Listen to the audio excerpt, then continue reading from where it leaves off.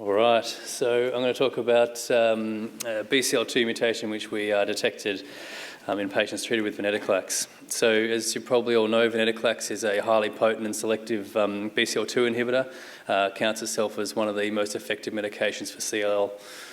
It's typically given in monotherapy at the moment, although it's currently being trialled in combination. But despite its efficacy, the majority of patients will relapse on venetoclax, and so up until now, we didn't really have a good idea about why people were relapsing. So, as I was saying, you can relapse with CLL either with a low-grade CLL progression, or you can relapse with transformation to diffuse large B-cell lymphoma. And so, what we looked at was 67 patients who were treated in the early phase clinical trials. These were some of the first patients treated in the world with venetoclax. And we took 21 of those patients who had progressed whilst taking venetoclax single agent therapy. And we did next generation sequencing on their tumour samples, both before and after progression. And what we found was in 4 patients, we found a single nucleotide variation, the G101V, in all 4 patients. And in all 4 patients, we were able to show that this wasn't present in their cells before they received venetoclax.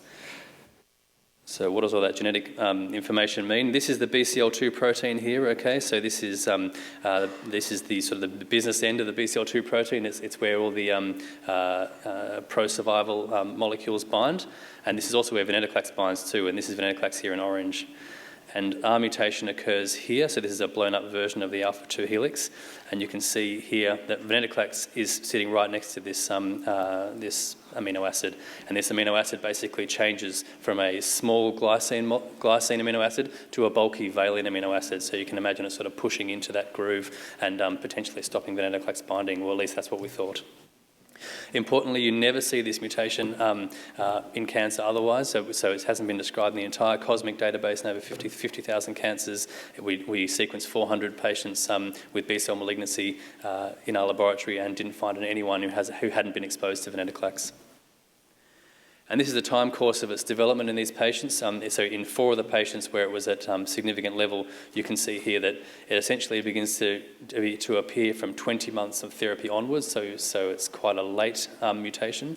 But then in everyone where it was detectable, the patients inevitably progressed to overt clinical relapse and had to either come off therapy or be treated with something else. So we took this discovery into the laboratory and worked out that the patient cells with venetoclax have up to a 30 to 50-fold decrease in sensitivity to venetoclax. This is sort of as close as we came to recapitulating what was happening in the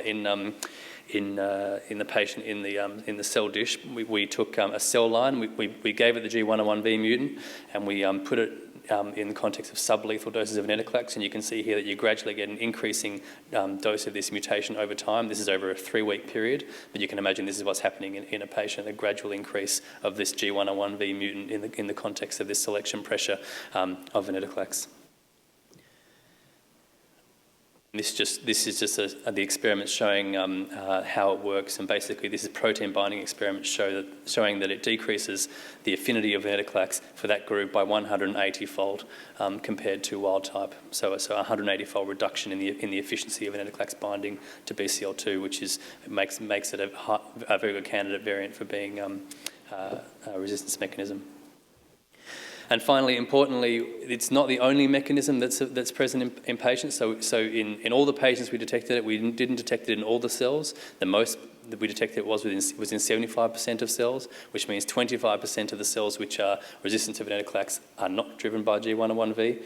And in this patient, we managed to find upregulation of a molecule that's like BCL2, which is BCL-XL, which will be driving venetoclax in those cells. So not only is there's not only one type of resistance in these cells, but this is certainly an important one. So in summary, this is the first BCL2 mutation that's been described in patients with CLL and mediates resistance to venetoclax. It seems to work by markedly reducing the affinity of venetoclax for BCL2. It's subclonal, and we were very surprised about the frequency with which it was observed. We observed in 50% of the patients we tested, and the fact that there was only just this one mutation occurring and not a bunch of mutations occurring in BCL2. It's just this one. one. And so basically we think this is a strong rationale for using combination therapies in the future. So this is what happens when you give a targeted agent to a genetically complex leukemia. Second of all, it leads to rationale for giving time-limited therapies, as Tate was saying, that limiting the exposure to venetoclax will limit the development of this resistance.